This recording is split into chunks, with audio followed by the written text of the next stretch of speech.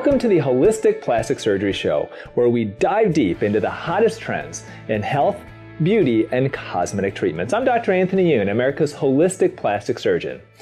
Well, have you discovered that your mind isn't quite as sharp as it used to be? Or maybe you're forgetting things that maybe you shouldn't?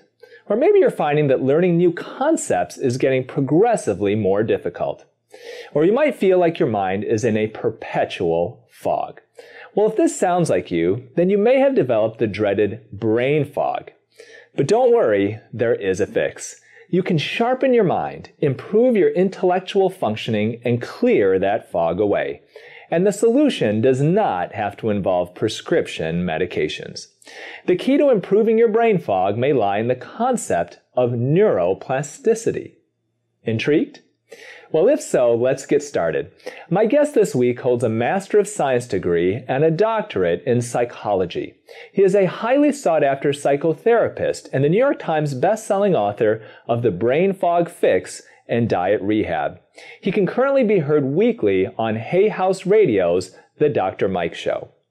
Well, he has co-hosted a number of national television shows, including VH1's Couples Therapy, TLC's Freaky Eaters, and TLC's My 600-Pound Life Reunion. He makes regular appearances on Dr. Oz and is a recurring guest co-host on The Doctors. Well, inspired by his brother, who was diagnosed with a rare brain disease and suffered a massive stroke at 10 years old, my guest made it his personal mission to understand and help others' struggles. He just launched his third book, Healing the Broken Brain, which was co-written with his brother to serve as a handbook for stroke survivors. So I'd like to welcome my good friend, Dr. Mike Dow, to the Holistic Plastic Surgery Show. Well, thank you so much for coming on the show. So let's start by talking about your new book. Now, your new book is called Healing the Broken Brain. And tell us about what happened to your brother that changed the trajectory of your lives together. Yeah, thanks so much for having me on and talking about this really important book. I actually have to show you the cover because I just love this little brain squiggle on the cover here. So when my brother was just 10 years old, I was 14 at the time. He had a massive stroke. We were on a family vacation in Las Vegas, and we were told that he would probably, it was such a massive stroke, he was unable to talk, walk, and we were told that we should probably put him in a nursing home for the rest of his life and just sort of give up on him. And I can tell you today that my brother is not living in a nursing home. He lives an independent, happy life. He can drive, he can walk, he's in a relationship, he travels the world by himself. So this book is really, it's a book about stroke recovery and for people who love somebody who's had a stroke and how to best support them. But it also contains all of the lessons that we learned along the way, including some of the most recent innovations on how we can heal brains that are broken. Because we know that there is so much that we can do, so many things that my brother did to heal his stroke. And also just some universal lessons in not only the biology of the brain, but the psychology of the human spirit, spirituality, some of these things that we can use to really supercharge healing no matter what your ailment may be. So your brother's 10 years old. He suffers a stroke, and we find out, I read the book, and it sounds like he had a congenital issue that you guys didn't know about. That's right. And the doctors told you, basically, put him in a nursing home. At 10 years old, this is pretty much it. Yeah, and they told us that, so my brother, he has a rare brain disease called moyamoya disease. So in his case, it was something that couldn't be helped, right? It was just sort of this genetic defect. It's about 1 in a million cases, and usually the way it's diagnosed is a child will have a massive stroke. And of course, in 10-year-olds, we're not looking for stroke symptoms. So usually the child has the stroke. And then in this case, you have to have brain surgeries to sort of change and rewire the brain. But, what's also interesting is that in most cases in America, we're seeing that 18-year-olds, people in their 20s, 30s, and 40s, that stroke cases are going way up. And in fact, if you're an adult in your 30s and 40s, they're finding that stroke cases are doubling. So stroke, and in these cases, it's not a rare brain disease. It's our everyday lifestyle, what we're eating, how we're living every single day. So stroke is no longer your grandmother's disease. Stroke could be your disease potentially, my disease, Tony. And so, doctors also told us something else that was sort of a common thing to say at the time, which we know is now not true. I was going to use a more harsh word, but I'll just say not true. That we really only had 3 to 6 months after the stroke to see recovery. And, this is really important for all people, because we now know that you can change your brain at any age. And we absolutely, in my brother's case, he is 1,000% better than he was 6 months after his stroke. He has recovered so much. He has made so many gains in his speech, in his life, in his mood, in his ability to walk again. And though a lot of those changes, they did occur 6 months after the stroke. So I think that's such a great lesson for everybody. Anybody who has a little bit of a broken brain, maybe a little brain fog, maybe a little, we all have aging brains. We know that by challenging the brain, by giving it the right circumstances, in stroke literature, they call it an enriched environment. So, in animal studies, it's like, do you give the rat a wheel and some like little nesting material to play with, or do you put him in a barren cage? Well, as human beings, we all have these brains and our equivalent of this enriched environment. We don't want to run around in a hamster wheel, but we do want to challenge ourselves by going to places we've never been before, learning new foreign languages, meeting new people, getting out of our comfort zone, doing something that scares you, right? If you have a phobia, treating that phobia, because treating a phobia means you're going to be doing something that's scary for you. And Rocco wants to be part of this interview. Having a dog, taking your dog on new walks every single day. All of these things we now know can really heal a broken brain. And I think it's just really fantastic information for anybody. So this is kind of reminds me, I did an interview on my second show with JJ Virgin, a good friend of both of ours. Yeah. And about how her son got in a car accident, had horrible brain injury. And she was told pretty much, something similar, although she was told to basically give up. To let him die, yeah. And yet the amazing ability of the brain to heal itself, more than I think what we in traditional medicine give it credit for. Yep. And this is one of the things I know as a psychologist, as somebody who treats so many people, is one of your big goals in life, I think, is to teach people about neuroplasticity. Your last book, The Brain Fog Fix, a huge New York Times bestseller, that did focus on that, this whole idea of neuroplasticity of our brains. Can you explain this concept of neuroplasticity and how this can apply to the general population, people who have, who haven't had a stroke, who haven't had brain injury? Yeah, so I like to say that everybody should strive for a bigger, more beautiful brain, right? And neuroplasticity is just that. It is how do I make my brain bigger? There are so many ways that we can actually increase the size of our brain. So a lot of the changes that I recommended by combing through all of the most recent studies from around the world in the brain fog fix are also here in healing the broken brain and really stroke specific, or, really applicable to people who've had some sort of a brain injury or who are already slowing down and have that aging brain. Because we know that there are several things that you can do. And I'm going to just giving you 3 that you could do today. We know that the hippocampus, there's this part of the brain that's involved in learning, memory, and also helps to regulate your emotions. Well, we know that if you are eating a standard American diet, for example, that you can, or going through extreme stress, you can shrink that part of the brain, and you can also shrink some of the more advanced part of the brain, the prefrontal cortex. But we also know that the fundamentals of the Mediterranean diet, especially there was a recent study that I talk about in this latest book. They looked at what parts of the Mediterranean diet specifically led to bigger, better brains. And the two foods that were most associated were number one, fish, and number two, beans. So we know that, of course, olive oil and nuts, all of these things are fantastic, but probably most of all, fish and beans of the parts of the Mediterranean diet if you want your brain to grow.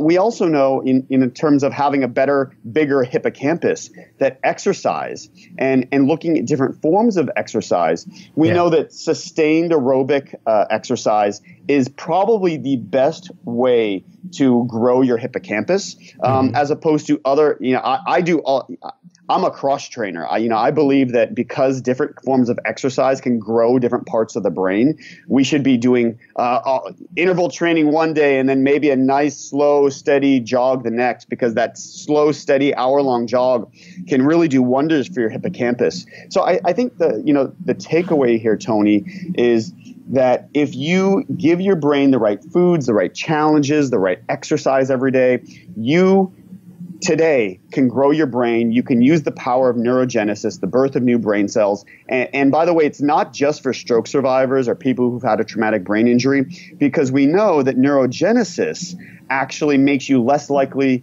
to be diagnosed with depression, anxiety. So not only are you going to have a better brain, but you're going to feel better while you're doing it. So you almost look at it like it's a muscle, and when we work out a muscle, that muscle gets bigger. If we practice, let's say, with muscle movement and musical instruments, we can train our muscles to actually perform better. I've done that in surgery. Obviously, I'm a much better surgeon now than I was when I was, first starting practice.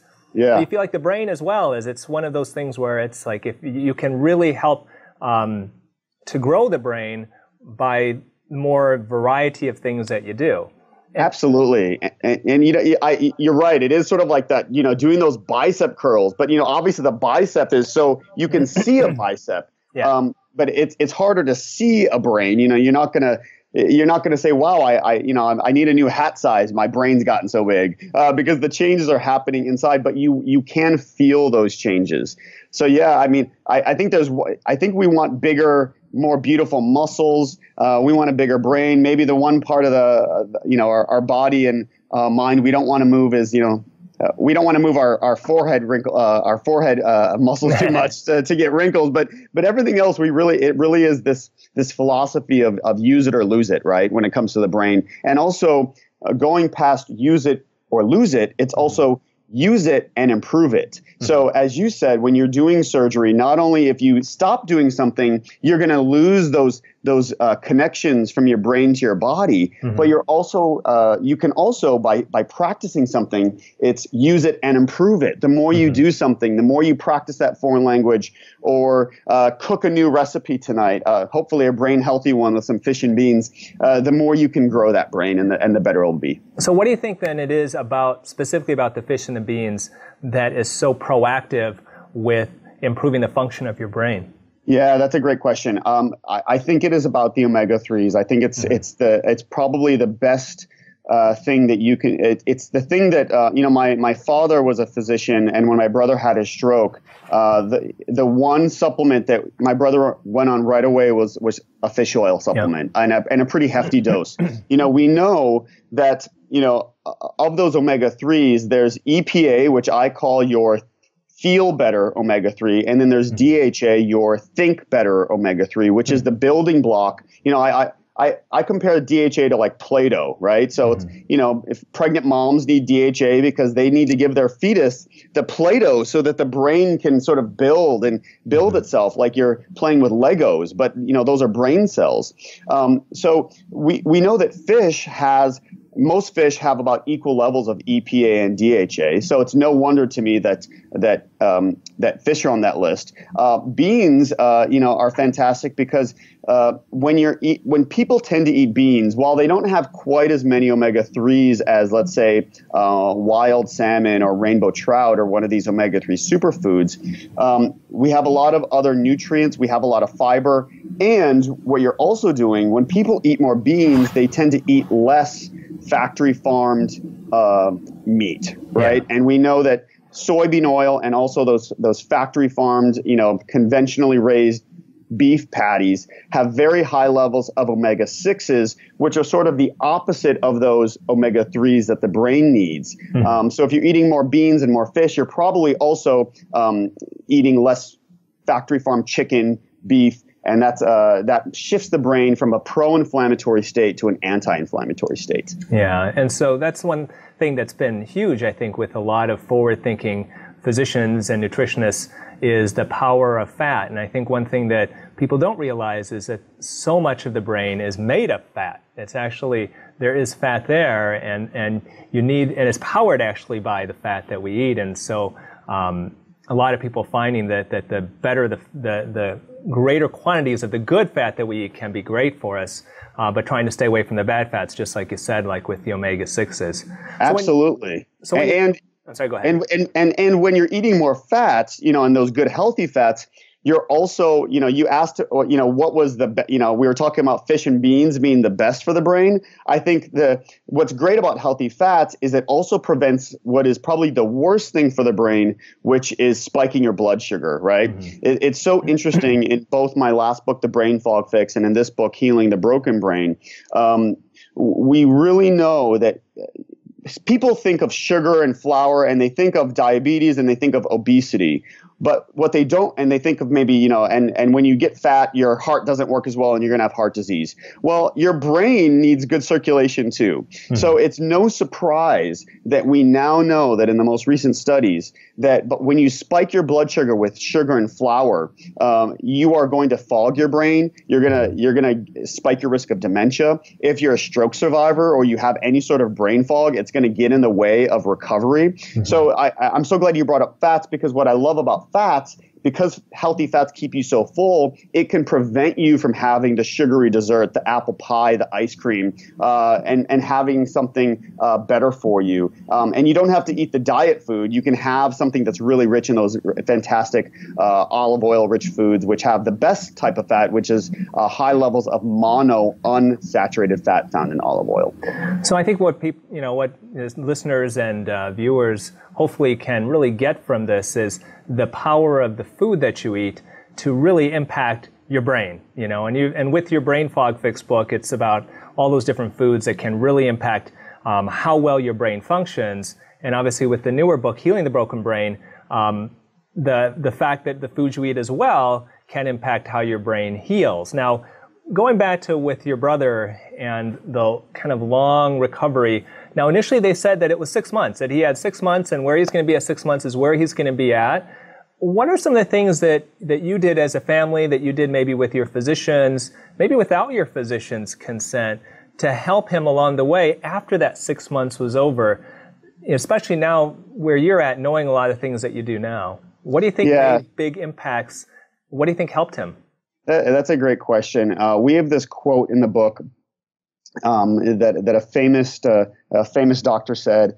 It's something along the lines of life becomes the therapy, right? Mm-hmm. That when life becomes therapy, when everything becomes therapeutic, your life itself is, quote, therapy. Mm-hmm. Tony, you and I do a lot of therapies, right? I may treat somebody with cognitive behavioral therapy, or you may do a therapy for somebody's skin, or to improve something that's aging. Well, in a lot of ways, I think we have to get away from this notion that therapy is something that occurs in your beautiful office or my office, in a room with a doctor, with a prescription, something that we can bill insurance companies for. And because, listen, those therapies are fantastic. But what I learned helped my brother was not only, number one, the psychological support of our whole family, but it was finding things that he loved to do. So,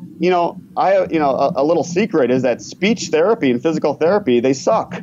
They suck. They're frustrating. They're making you do things over and over and over again. And I think the secret was to find things that you like to do instead of doing things in a therapy session, a room.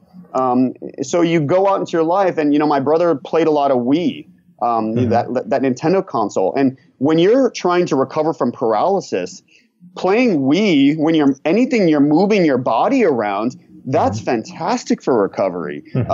For all of us, it's so interesting when I conduct very formal cognitive behavioral therapy, exposure therapy. That's a really fancy name for I am forcing to do something in their life that they don't want to do. Yeah. So guess what?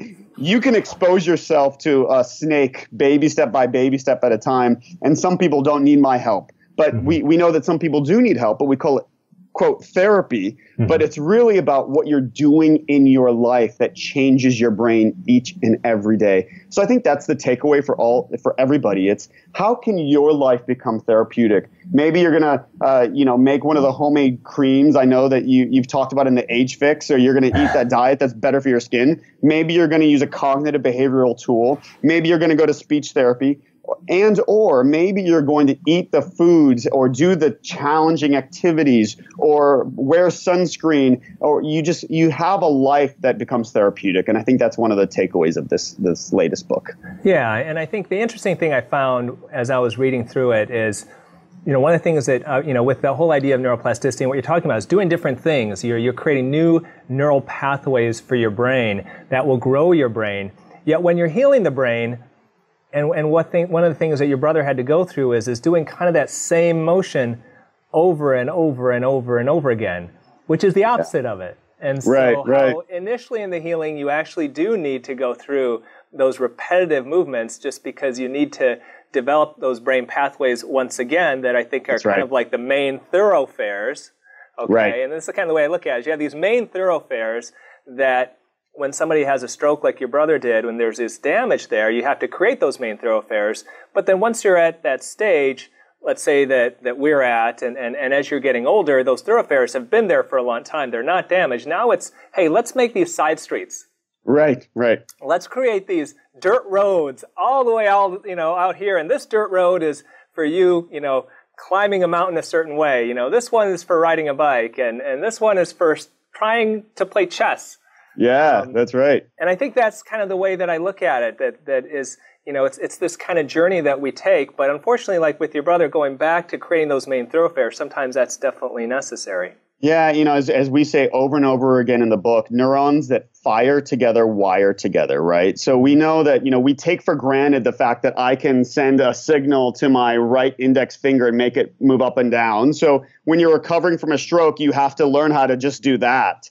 So, those main pathways to make those neurons fire together so that can wire together. But then you're right. Then it's about expanding and doing new things and creating those new pathways. I always see this visual metaphor, and this is true for all behaviors, whether you have a habit of biting your nails or drinking too much or eating too many sugary foods.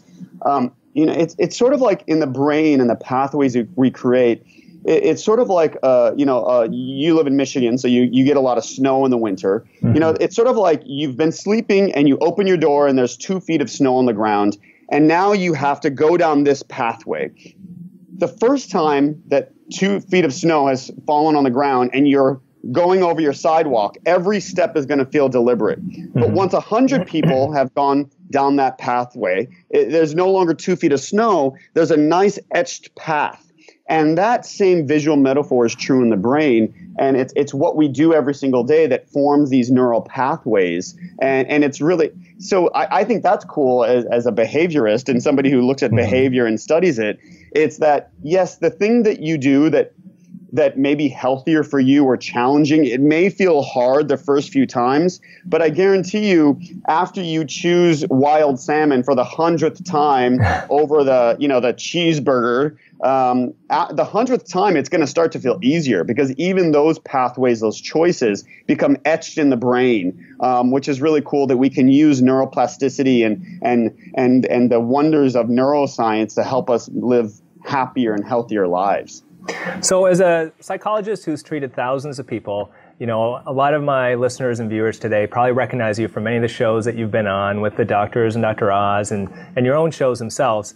Can you give a couple of suggestions that people who, and we'll talk about the stroke here, the book here in just a sec, but for those people who say, look, I'm getting older and I do feel a little bit of the brain fog. We've talked a little bit about food, but other than kind of switching their diet, can you give a couple other suggestions as people get older of things that they can do to try to keep their brain continuing to grow and not get smaller as a lot of people unfortunately see as they get older? Yeah, well, I think, you and I met on Dr. Oz, and, it doesn't matter what kind of case you and I are consulting on, Tony. What I find is that underneath strange cases or somebody who has an aging brain who's slowing down, we always have to go back to, what is your why? Why are you doing what you're doing? And that's true for strange out there cases. You and I were I think we were called upon to really sort of help somebody who had taken a really dark, shocking path in their life. But that's also true for people who are just noticing that your brain is slowing down. For my brother, it was all about the motivation and also the belief in the faith. So I don't want to discount the psychological and sometimes the spiritual reasons of why you do what you do, because when you can supercharge your life with optimism, one of the little tricks I have in both books, I think, is what I call the Mona Lisa smile, or the half smile. So if you're getting down and you're entering into a feedback loop of pessimism and, oh, I'm just getting so much older, and think about, dig underneath that. Oh, I'm getting older. If you believe that people as they get older slow down and there's nothing you can do about it, what does that breed? That breeds hopelessness. That breeds pessimism. And guess what? If you believe something, it will the brain is looking for opportunities to make that turn into reality. So a little way to short circuit this that has been proven in research, and by the way, another reason why they should come get Botox from you to stop frowning. We know that if you just put a little half smile, or what I call that Mona Lisa smile on your face when you're feeling down, it actually releases happy hormones. It tricks the brain into thinking that it's more optimistic and happy. And when that's true, it becomes easier to think like a happy person would, to do the behavior, to choose the activity that a happy, optimistic, faithful person would choose. And when you do that, you can prevent your brain from slowing down. You're going to feel better. You can help your brain heal if there's something that we need to heal. If you're smiling more, they're going to get less crow's feet, less of those 11s, all those frown lines that you treat in your office. So it's just kind of funny that, obviously you and I have very, very different specialties, but I think that underneath all of it, whether it's somebody who has an addiction to plastic surgery and is off getting black market injections like the case that we consulted on, or somebody who's just 62 and saying, wow, I'm noticing my brain slowing down, I need to actually do something and start to increase my energy and do more. I believe that feelings are information. So if you notice yourself slowing down, that is a call to action. It's not a negative, it's a positive. It's saying, I have a call to action that I need to do something differently in my life. Yeah, so your brain is like a muscle. Work on that muscle, get it stronger, try different things, and it will actually be good for your brain. And now your book, can you show the cover again? And if you can show it right in the middle.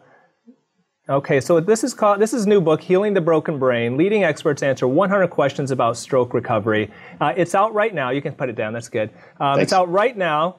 And this is a great book for those of you who have family members, friends who've had a stroke, because it really answers the 100 questions that kind of the frequently asked questions about recovery. What happens in the future? What are things that you can do to help heal faster, to regain the abilities that may have been lost. Why did you write this book? What was the purpose of it? Yeah, this was really a passion project for me, Tony. You know, I was so blessed. When it comes to the brain, it takes a village, you know, and my family and I had so many questions. And you know, the funny thing, we interviewed some of the top docs from, you know, Columbia and UCLA and Ohio State, and they were all different specialties. You know, we interviewed neurologists. You know, I talked about the psychology. We interviewed speech therapists, occupational therapists, music therapists, recreational therapists. And what struck me is that when it comes to the brain, there's no one person, you know, that can write the book on stroke. Mm-hmm. Because when it comes to the brain, it really does take a village. And you have to know, as a family member, how do I support that person? Do I finish their sentences, or should I give them more space? What is the best thing for the brain? And so I think my family and I had so many questions, and not one doctor could answer all of our questions. And we know how scary it is to be in those shoes. And we also know that there's about 1 million strokes happening in the U.S. every year. The good news is more people are surviving those strokes, but it also means we have more and more stroke survivors. And I don't know anybody who doesn't know somebody either in their family or a friend who's had a stroke. So this book is for them as well. It teaches you how to support them. So we really just knew that people needed a guide, and we were just really called to write this book, and we're just so proud of it. Well, if you want to learn more from Dr. Mike Dow, his website is drmikedow.com, drmikedow.com, all one word. And if you were interested in the neuroplasticity that we discussed, that term, and how you can build your brain using the different foods, using different activities, he does have the Neuroplasticity Summit that he recently completed with some big experts in the fields of neurology, diet, of exercise, and that's free on your website, correct? It is, yeah. You just go to drmikedow.com, put in your email, and you can get. I have 4 incredible experts, world-renowned authors, New York Times bestsellers in their various fields. And you'll learn a lot if you want to take a deeper dive into neuroplasticity and how it can work for you. So follow Dr. Mike Dow. Check out his book, Healing the Broken Brain, Leading Experts Answer 100 Questions About Stroke Recovery. If you're interested in growing your brain, he's the guy to check out. Thank you so much for coming on. Thanks so much for having me, Tony. I really appreciate it. Thank you. I'm Dr. Anthony Youn, America's Holistic Plastic Surgeon. This is the Holistic Plastic Surgery Show. We'll see you next week. Do you want to look 10 years younger without having surgery? Well, my best-selling book, The Age Fix, will tell you how. I spent the past 17 years learning the secrets to turning back the clock, and have written all the best of these secrets in this book. This includes the Age Fix diet, simple changes to what you eat that can make a huge difference in your appearance. I'll share with you a simple skincare routine to keep aging and wrinkles at bay. And I'll share with you the best secrets to treat every single beauty and aging problem there is, from age spots to wrinkles, saggy skin to bad breath, saddlebags to hair loss. And almost all of these can be effectively treated without surgery. So are you ready to turn back the clock and kick Father Time's backside? If so, check out The Age Fix. Now, if you purchase it on my website, dryoun.com, you'll get over $10 off the cover price, free shipping, and you'll receive several free gifts, including a bonus chapter that you can only get by purchasing the book there. Thank you for making The Age Fix such a huge success.